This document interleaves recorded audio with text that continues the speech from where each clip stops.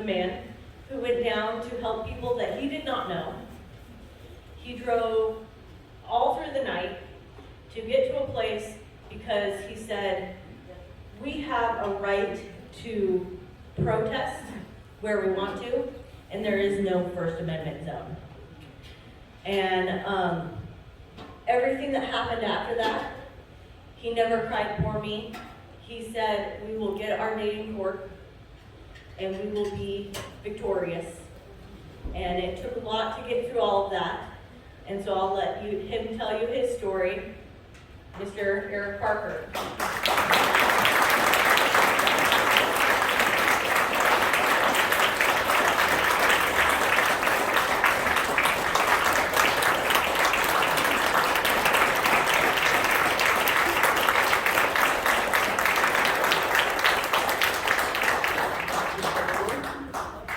How you guys doing this evening? Afternoon? Yeah. So my name is Eric Parker. I'm an electrician. I'm an Idahoan, father, proud Idahoan. I saw some things in 2014, like a lot of Americans. It wasn't just me that traveled there, right? What we saw was this threat of force and this use of force. And what we saw was this militarization. And a lot of it was rumors at the time. I mean, I literally woke up one morning and saw a video of a woman being body slammed. And she was just trying to record what these federal agents were doing.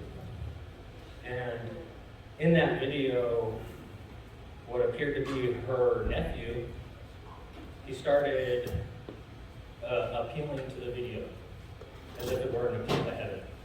And I cried. I'll tell you right now, I cried. Right? He said, we're under attack. I grew up here on this road. These federal agents, they have AR-15s, they have weapons. They just attacked my aunt. And it hurt. It bothered me. And I asked a couple friends, hey, what's going on over there? Nobody knew. So we started looking into it. And what we started to find was that they had erected this First Amendment area and that they were rounding up these cows. Some guy named Clyde Bundy. But what we also saw was that they were arresting people for protesting outside that First Amendment area.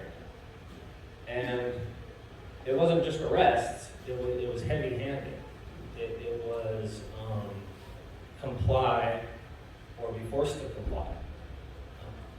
And these are the rumors that were going around. There was rumors of snipers, there was shooting the cattle, all these things. So we decided we were going to go down there and see what was real and what wasn't. The morning we got up to drive down there,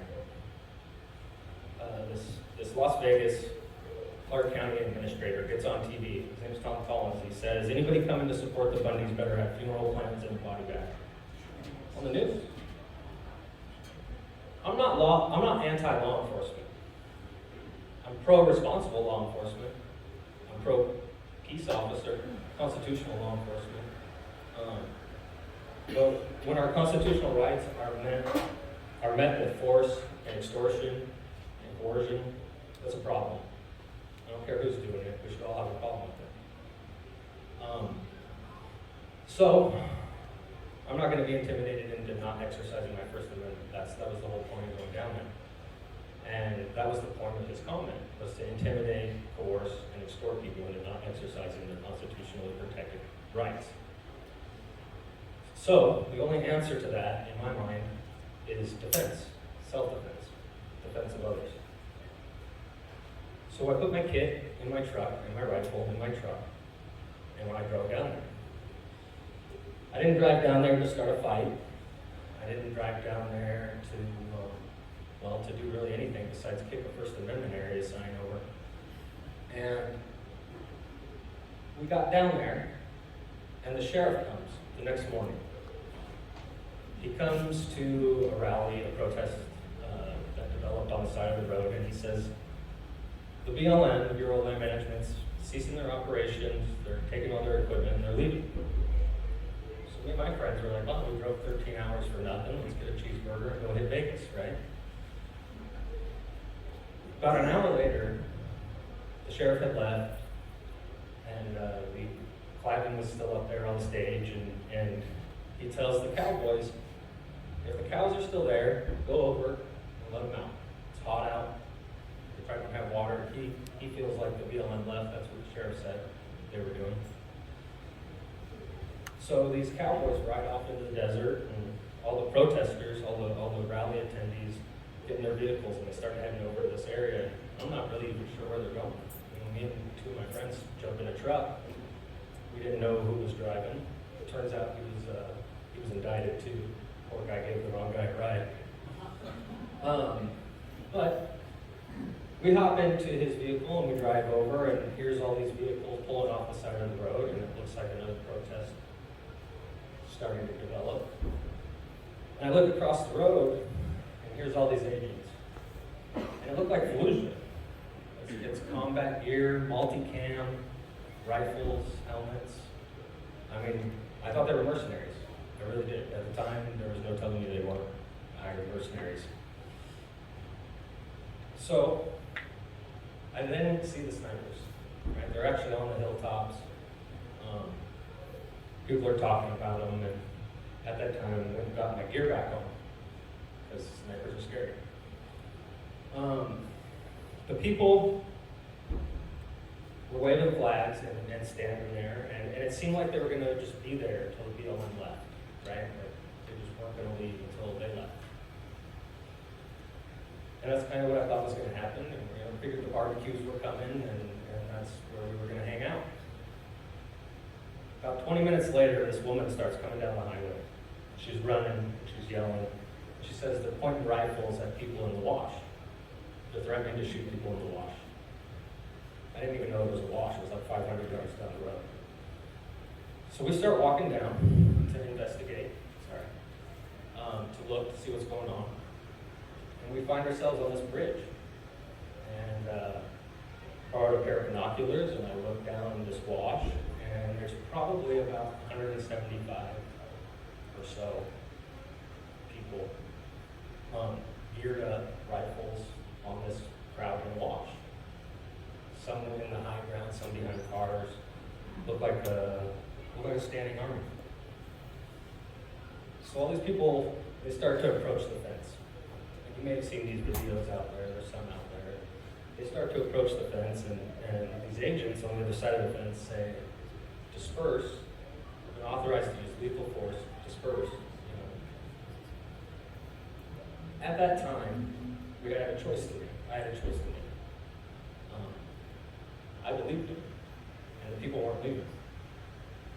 So, the reason I tell you guys this is, you've heard a lot about terrorism in the past couple of days. I bet there's been a lot of talk of what that looks like, and the language and the meaning. So, here they are, pointing rifles at the crowd, and we had a decision to make. We had only gone to exercise our constitutionally protected conduct. We had only gone to investigate, but now we had rifles on us, on people with their hands up, families in the wash. They look like this room right here, right? All these regular, average Americans in the next day or two would be branded domestic terrorists. Every one of them. The kids, the dogs, everybody that was there.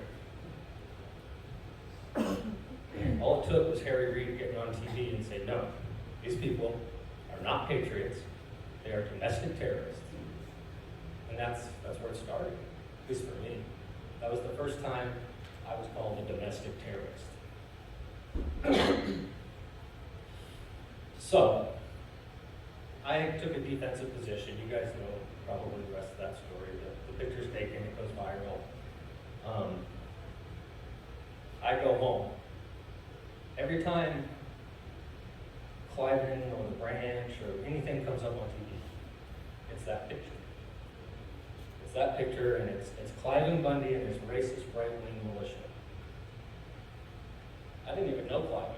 I didn't know Ammon. I didn't know any of the buddies. I certainly wasn't in the militia. I denounce all forms of racial supremacy or religious supremacy, so that's not true. Nobody asked me. Nobody called me. Tucker Carlson didn't call me and ask me, hey, why'd you go prone on federal agents? Nobody wanted to know my political ideology, certainly. Nobody wanted to know why I went. So, they created this narrative, and I really started to pay attention, because I knew there had to be something to it, right? Every channel, every correspondent, every right, left, that didn't matter, Fox or CNN, Rachel Maddow, or any of them. They didn't want to touch it with a 10-foot pole. So, they continued with their narrative, and their narrative was anti-government,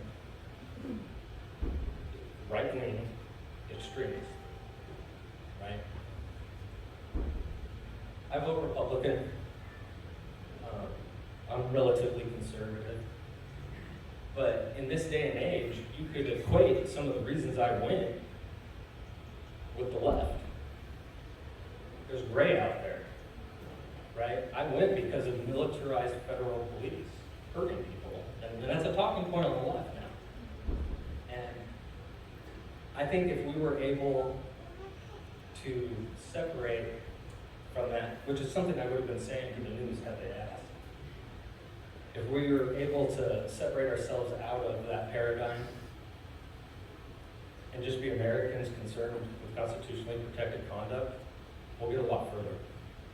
But that's kind of a side note. I just like to point out the idea that I'm the conservative poster boy, right-wing extremist militia, and I may have went for a couple reasons that can find common ground with the other side of the aisle. I do believe that nonviolent crimes shouldn't be an issue. They shouldn't be filling our prison system. They shouldn't be paying for it. That's a conservative concept. I'm not wasting our money. So, about 2 years later, I was picked up and indicted. The charges, it was like an exercise in creative writing, right? I had already told the FBI, actually, in an undercover sting, I guess. They pretended to be a production company and asked us questions like it was a documentary. So there I was. 2 years later. 2 years later. So they had about 3 months later, after the ranch, approached us as a documentary film crew. And remember, I'm in a place where nobody will talk to me about my political beliefs, about why I did what I did. I'm a right-wing extremist, Nazi, anti-government, all these things. And here comes this lady, Anna Anderson. Like, well, we just want to tell your side of the story. Right? We just want to let the world know what you were thinking. Sounds good to me. Somebody needs to. So we did. I interviewed with them for, I guess it's about an hour and a half interview. I told them everything. I've got nothing to hide. I answered every one of their questions. Told them why I went. Told them why I went prom. Told them what I did while I was prom. Told them what I saw. So they knew my side of the story. Now, sure, maybe they didn't believe me, but they knew what I would say. The indictment was way, way off from what I had said, right? The indictment said that we all conspired to commit an offense against the United States government, right? That an independent journalist named Pete Santilli conspired with Clive and Bundy to travel from Ohio. They made things up. They lied about what the federal government was doing out there. They orchestrated videos to get guys like me triggered, to bring the armed militia, to extort the cattle from the federal government. Right? So that was their narrative. The charges: assault on a Fed, conspiracy to commit an offense against the United States of America, conspiracy to extort, aiding and abetting, interstate travel in the aid of extortion, threatening a federal officer, lots of other stuff. So, I get arrested, and I read this indictment, and I'm like, there's no way they could prove this. This isn't true, right? So I'm sitting in solitary confinement. They held me in solitary for about 90 days or so, and I just got time to read this thing, right? Study law. Finally, lots of prayer, meditation. I go, this just isn't true, right? So I trust in my system. I know that there's going to be 12 other human beings looking at it. I know they can't prove something that's not true. So I'll be all right. I got a speedy trial, right? They made sure of that. So I tell my mom, I tell my wife, I tell everyone, they got 80 days. They got 80 days to get us in front of a jury. Don't worry. They can't prove this. It's all lies. So, I got my first real education during the detainment hearing. I walked into that detainment hearing, and here was more in-depth prosecution theory, we'll call it. And I read over it, and I was just blown away. My favorite line I'll never forget: Eric Parker uses his free time to travel around the country with militants in an F-150 and match force with the federal government. That's creative writing. So, there was a lot of that. There was a lot of stuff like that. And that was my first real experience with the prosecution utilizing the motions and the filings on the docket as a press release. Right? Does that register? You guys understand what that means? Everybody's out there wondering what's going on. Who's this guy? What happened? Everybody's seeing it on TV. The only information coming out is the prosecution's creative writing in a file that they file with the court system that the media goes and grabs, finds something fun in, and puts it out to the world. Right? So that whole Eric Parker travels around the country matching force with the federal government for fun, for pigs. That's what they thought Eric was, right? They proceeded to do that all throughout the process. Every time they would file something in the court, it was like a press release, right? When my wife says they weren't even in the room, that's because they were getting the filings the day before, picking what they liked, and then going and standing in front of the court, acting like they were there all day, right?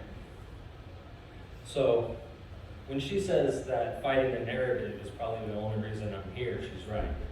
She's right. They're very good at what they do. The federal government has a 97% conviction rate. 97%. 90% of that conviction rate is plea agreements. Let that sink in. 90% of their 97% conviction rate is somebody signing a confession. I know their tactics to get you to sign a confession. They don't give you any information that they have against you. They don't give you the discovery. They put you in solitary confinement for 90 days. They let you out. They say you're going to spend the rest of your life in prison. The rest of your life. You'll never see your kids again. You'll never kiss your wife again. You're going to die here. That's what they'll say. And then they say, but if you sign this confession, you'll be home in 10 years. So, that's a tough one. I'll be honest, I'm not that strong. I was going to take it. I believed them. I seen what they did so far, and I was like, man, these communists are going to kill me in Times Square. And I was like, baby, maybe we should take it. You know what she told me? She said, "Did you do anything wrong?" I said, "No." So if you take that deal, you better find another place to live. So, but that was, I needed that, right? Because I was inside, I was broken. I was broken. I believed them, and you know. And then when she said that, I was like, well, I guess I'm fighting, right? So we proceeded to get ready for these trials. And boy, what an education, right? The first hearing that we went to as a group, all 19 defendants in Nevada, they marched us all in there, and a fun side note, this is the first time I met Clyde and Bundy. It was in a U.S. Marshals holding cell hallway, right? This big, huge conspiracy. This is the first time Clyde had actually had to ask him, and who is that guy? And it's like, that's the guy that went out on the bridge when they were trying to shoot everybody. And the old man starts crying and hugging me, trying to hug me, he's chained. Right? So that's the big conspiracy. The first time I met Clyde was actually in the Marshals holding cell. But we're going in, and now there's 19 defendants. Everybody's scared. Some of us are whistling through the graveyard, you know, which you smell. But we were scared. And the first move that these prosecutors and our lawyers, your lawyer is no friend if he's been handed to you by the government, they were not honest with us about what was occurring in that first hearing. Now, I know since the beginning, about 6 months ago or so, speedy trial rights are important. How are they getting away with not getting us in front of a judge in a jury within 80 days? So I realized that they have to get us to sign away our speedy trial rights. They do this through introducing the idea that the case is so complex that it's in our benefit, it's to our benefit, if we get more time for our lawyers to get a full grasp of how complex the case is. Now I had this lawyer who comes in, he's full on Vegas, right? He holds up a picture of me thrown on the bridge. He says, son, you better figure out how much time you're willing to do because you're going in. I said, no, I said, if you're not ready to fight, go find me another lawyer. And I kind of knew a little bit more, I guess, maybe than some of the other defendants, right? I grew up on the other side of the tracks. Some of these boys were a little sheltered. And I told him, I want my speedy trial. And he said, we haven't even seen discovery yet. I said, I don't need to see it. I read their indictment. None of it happened. I'm telling you right now, none of it happened. There's no way they can prove any of their accusations. Let's go to trial. Get me my jury.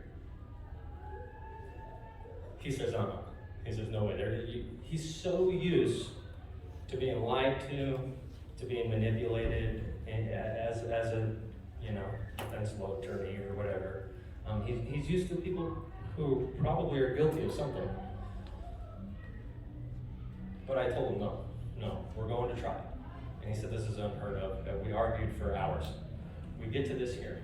We're walking in. I tell all of my co-defendants, don't let your lawyer sign away your speedy trial rights. And the way they're going to do that is by signing on to this complex case. So we all stand there for the first time, unified, right? And we say no. We tell all our lawyers, no, we're all ready to go to trial. All these lawyers are like, we don't have the discovery. You guys are crazy. You're all insane. One of the lawyers actually got in trouble because he had told the judge that his client said it was okay. And his client stood up in the courtroom and was like, no, right? That was probably one of the first major incidences where I saw that even with my complete and utter stance, no compromise stance, that they were still going to get what they wanted, right? That the judge could override whatever we had to say, right? Because it was in our interest, right? We didn't know any better. So they deemed it a complex case, and we went and sat in a federal detention center, maximum security, for a year to simmer. And that's around when the first plea deal came. And no court date set, right? So you gotta start thinking about indefinite detention. I used to ask my lawyer every time I talked to him, I said, have you seen anything about the NDAA yet? Have you seen anything about the Patriot Act yet? And he used to laugh at me. He said, Eric, you're an American citizen, you're gonna get a trial. I said, I don't know, Jess, I don't know. Because there was no date set yet. So eventually they set the date. And we start preparing for these trials. And we're looking at the evidence. They created a discovery that was so big, I think there was actually an audio book in Spanish in there.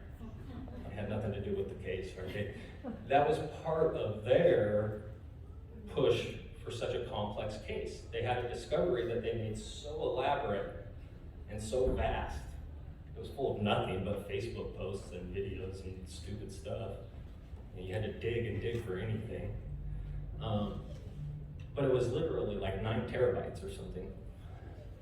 And so we're going through all this discovery and we're trying to figure it out, and we start to put our case together, right? What really happened, what we want to tell the jury. So we get to the next hearing. We're getting ready for our trial, and we're worried, and everything's, moving quicker now. And I find out what a motion of limine is. Anybody know what a motion of limine is? Anybody? I didn't either. Okay, so throughout the drug war,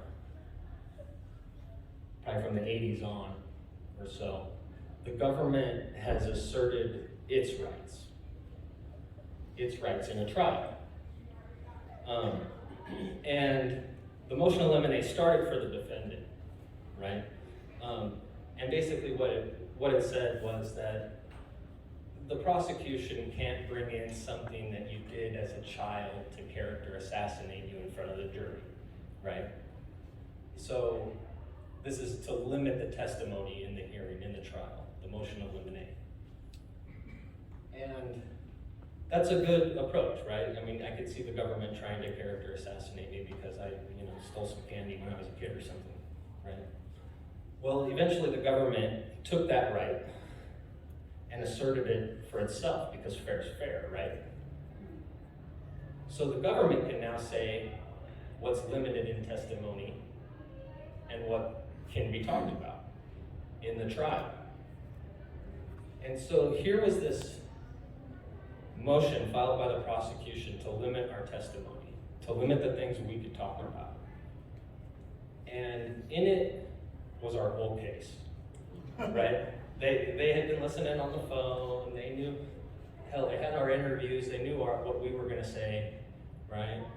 So just total legs out from underneath this. You're not gonna even mention these things in front of the jury.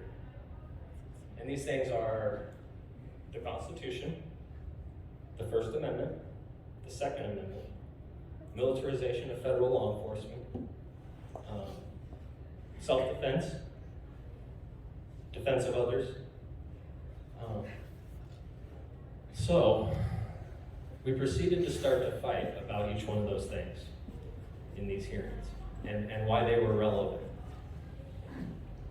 And the judge told me, most relevant to my case was self-defense, defense of others. And we actually had a hearing on it, and we're arguing about whether or not we get this jury instruction and whether or not we get to use this argument. And the basis for this argument is, was it reasonable to not know that they were federal agents, and were they using excessive force? These are the two things that meet that criteria. We had it in spades. They're unmarked in the wash, full camouflage. I told you already at the time I thought they were mercs. Now the judge also told me that even if they were mercs and hired by the feds, you still were assaulting federal agents. Fair enough, I guess. So when we fought that fight, I realized that there wasn't going to be any standing up and going, listen, we were just trying to do what was right. We saw this and that, and we felt this, and so we did this, and it wasn't going to go like that. So we totally lost those motions of limine. We weren't allowed to talk about any of those things. And we proceed into this first trial.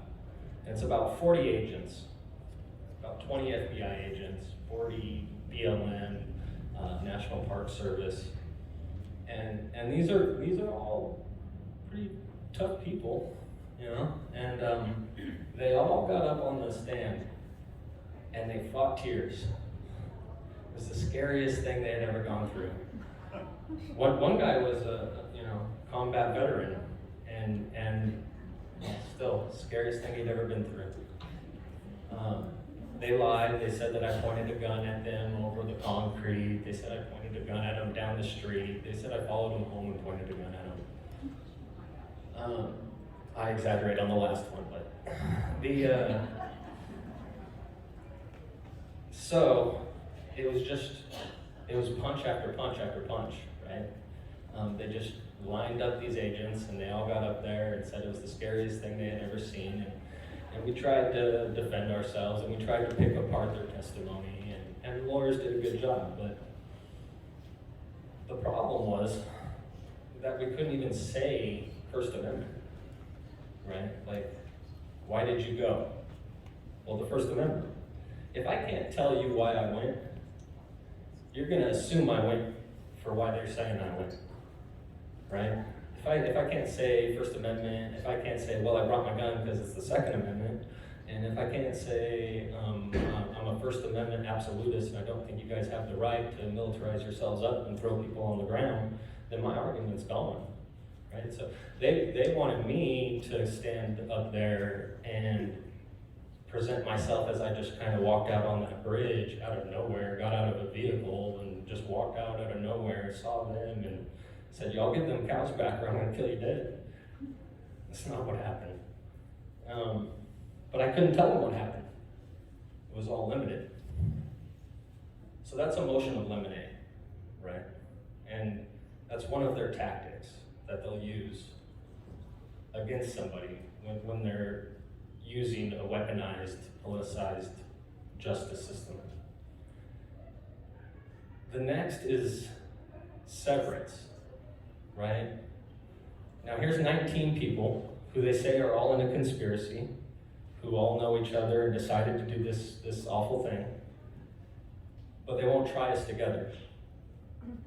They're looking for their most, the most ability to win, right? Every chance they can get for themselves. And it goes good in those political filings, press releases that they're putting out still, right?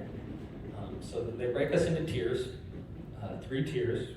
I got to go first because I'm the gunman. We were the gunmen.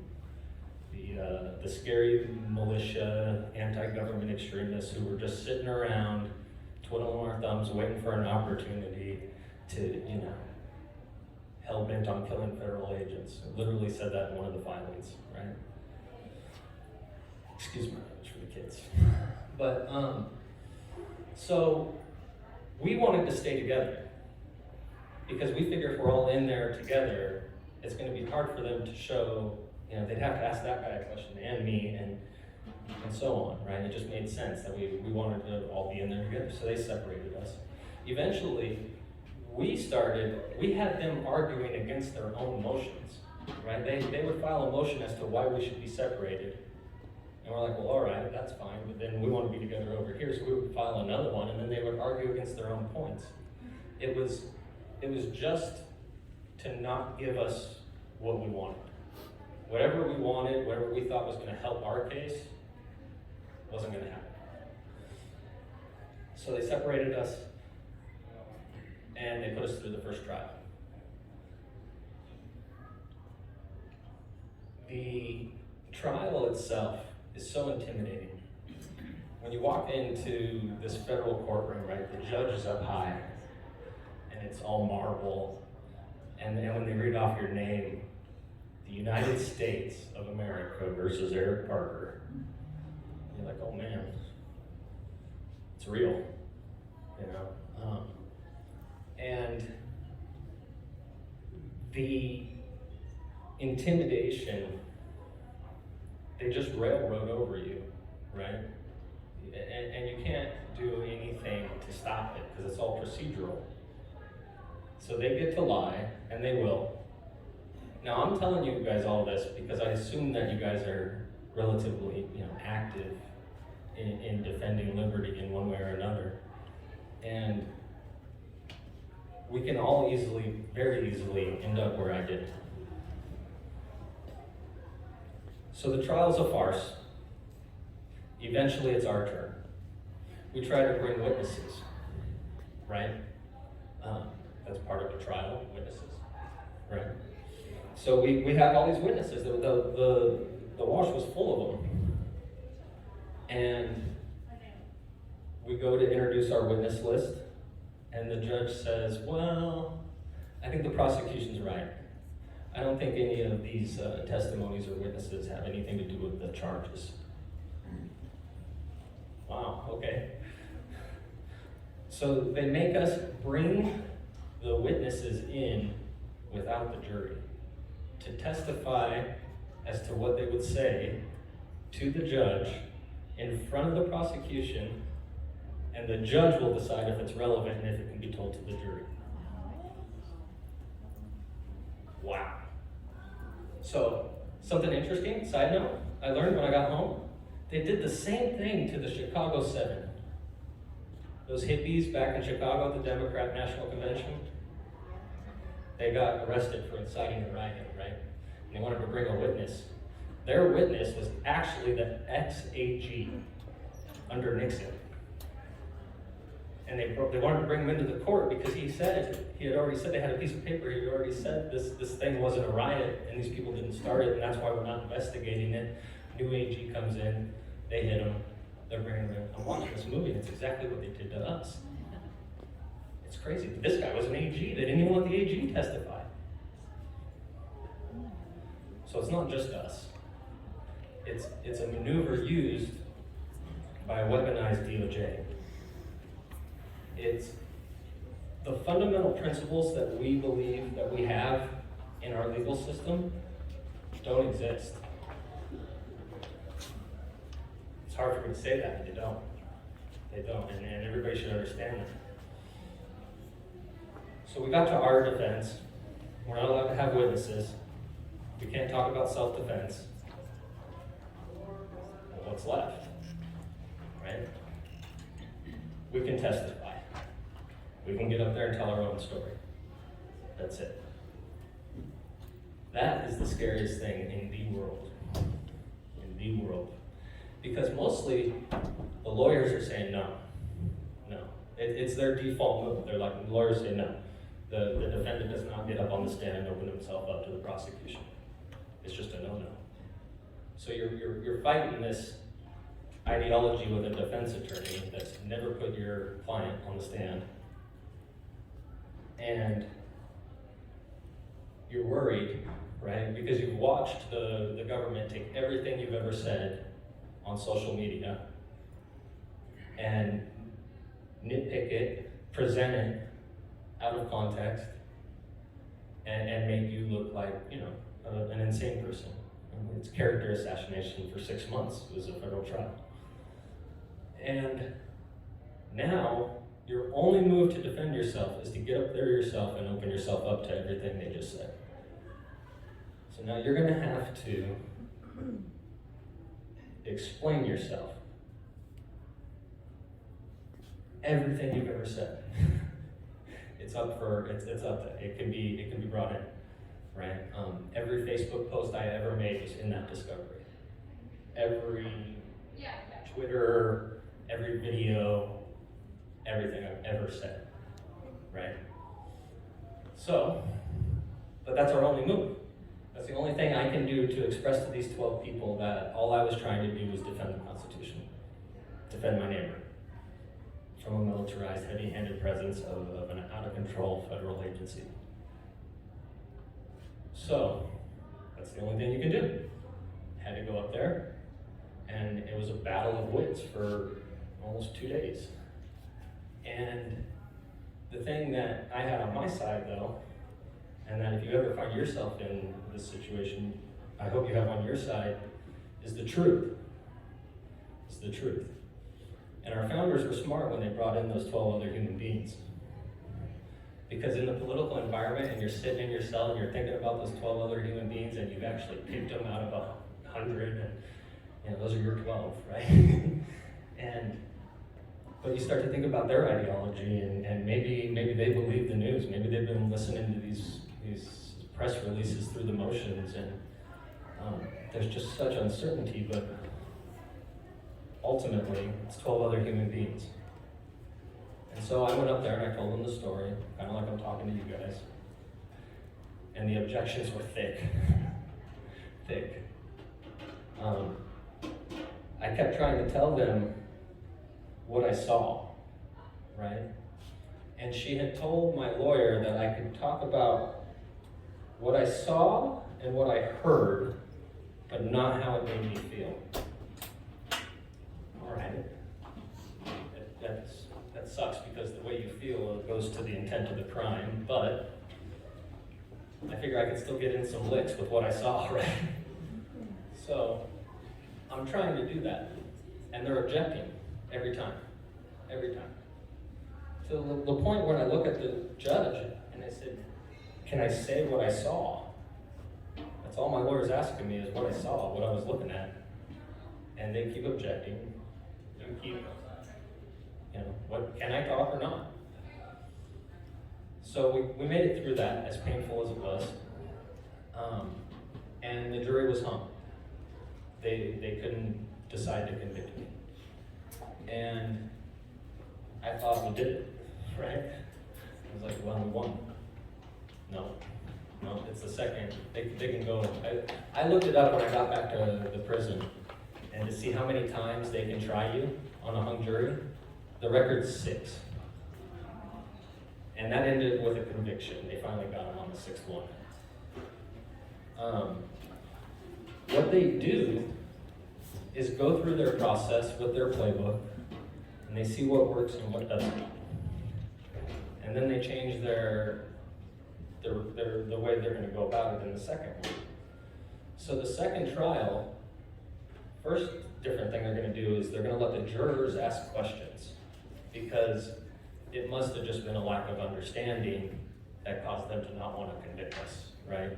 So if we can give them, this is the prosecution, if we give them the ability to ask questions that we can answer, then they'll understand that these are bad people and they need to die in prison.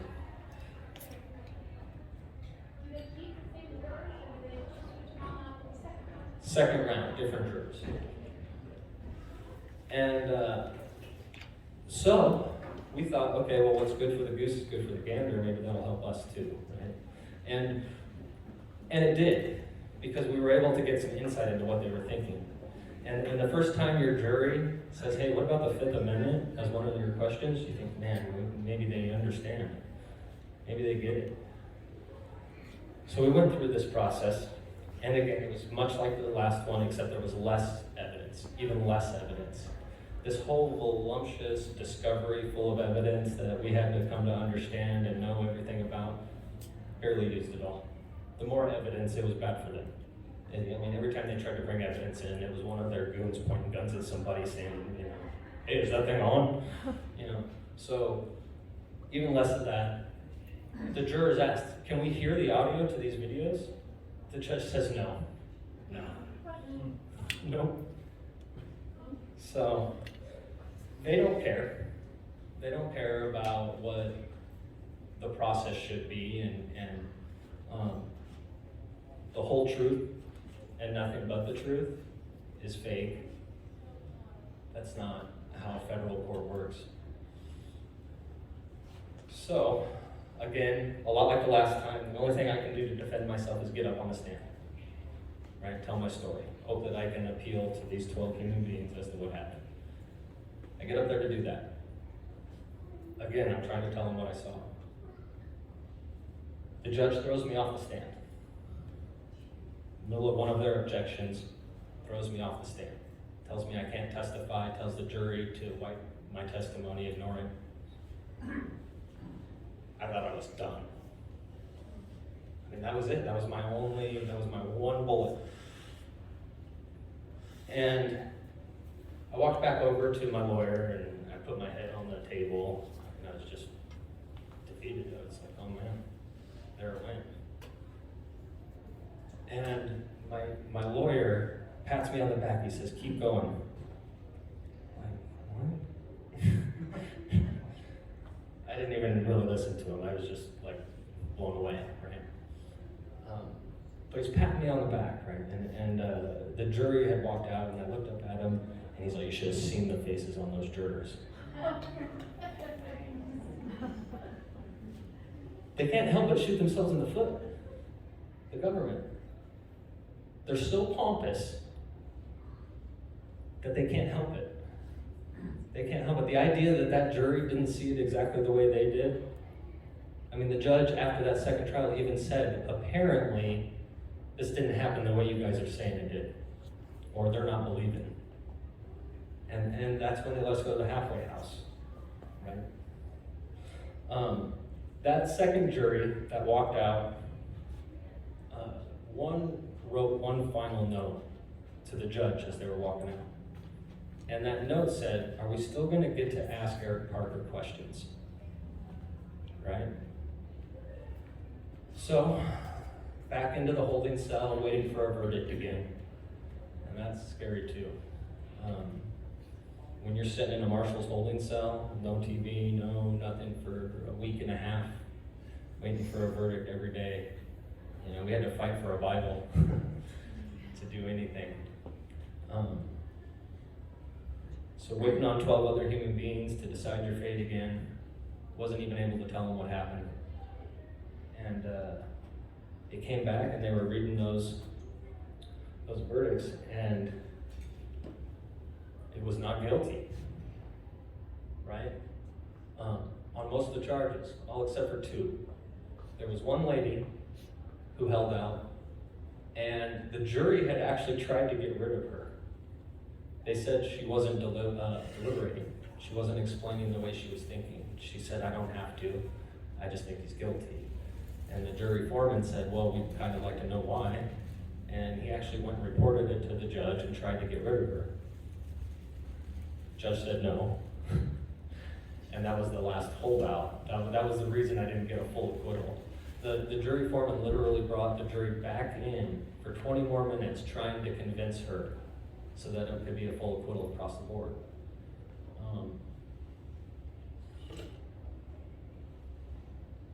So 2 more charges are left. I'm still exposed to 30 years. These 924Cs, that's a weapons enhancement. It's a use of a weapon in a crime of violence. We had 4 of them. Interesting side fact, while we were in there fighting our trial, this went in front of the Supreme Court. They called it stacking 924Cs. And the 924C was developed for, criminal gang violent behavior, if they had a gun during an event, during a robbery, during whatever. It was 7 years mandatory minimum. If they did it again, it was 25 to life. Now, what they did to us was stacked 4 of them on the same indictment. So with 4 of them, if we got 2 of them, we're doing life. Right? So I still had 2 left on the threatening and on the assault. So I had 30 years out of charges, but I still had these mandatory minimum 924Cs hanging over me. The Supreme Court actually said that you can't stack them like that. They're supposed to be for one event. You can't give them 6 for one event. Thank God, because that's outrageous. So I had these charges, and I was looking to go back to a 3rd trial with the Bundys this time, because there was only 2 of us left, me and Scott Drexler. We still have these 2 same charges left. And but all of a sudden, things started changing. all of a sudden the judge is, you can tell it's just different now. The pressure had been so hard, whether it was the narrative or whether it was the state signing that letter and coming at, it was coming from all angles, and they could tell that there was a lot of pressure on, a lot of eyes on it. And all of a sudden, as they're getting ready for this third trial, they offer me a misdemeanor plea deal. Now, I had a couple misdemeanors when I got there, so I wasn't too concerned about taking a misdemeanor. I told them, sure, I'll take 2. What you're not going to get is a felony and my Second Amendment and my right to vote. So they offer us the misdemeanors, and we're going to take them, me and Scott, and we're going to go home. My friend Scott, he called it a tactical retreat, And we're getting there, we're about to have it, and then the shooting in Las Vegas happens, right? Everybody remember the highway? So that happens the night prior, and my lawyer calls me and says, your misdemeanor's off the table. Said, if you want Scott to get a misdemeanor, they're only going to give it to him if you take a felony. So, I call that the last effort at extortion, right? I called Scott and I told him what was happening, what they just told me. And God bless Scott Drexler, he says, let's go, round 3. So we drive down there for their hearing, for their conference. And we walk in and the prosecution looks at our lawyers and goes, what are they doing here? And we look at them, we're here for the circus, man. Can't wait, round 3, let's do it. This one's gonna be good, you guys gotta deal with Cliven and Ammon, and we're just gonna sit back here in the back and laugh. Well, they didn't like that. They percolated on it for a minute, saw that we weren't messing around, and they offered the misdemeanor back, and we signed it and went home. So what I'm here to tell you today is if you stand, keep standing. They've got a 90% of people who are convicted do it because they signed that confession, because they're scared. I wanted to touch on something real quick too. So our Constitution, there's 4 amendments, and they all have to do with the rights of the accused, right? There's only 10 in the Bill of Rights, and 4 of them have to do with the rights of the accused. I can run down, I won't read them all to you. I should read them later if you haven't already. But every one of those rights that are for the accused have been usurped by the prosecution. They don't exist right now. And Lavoie taught me that rights don't exist unless we do 3 things. Claim them, use them, and defend them. Right? This works the other way too. Do these rights that the government assert exist? Well, they exist because the government's claiming them, using them, and defending them. If we can claim, use, and defend, so does the government, because ultimately that's the only way rights exist. Now, they claim that their rights usurp my rights, right? That my right to due process is less important than their right to, the trial the way they want it. What we have to do is point out that the government is not a person. It was never intended to be a person. It was never intended to have rights. It was only created and given responsibilities. Government does not have rights, it has responsibilities.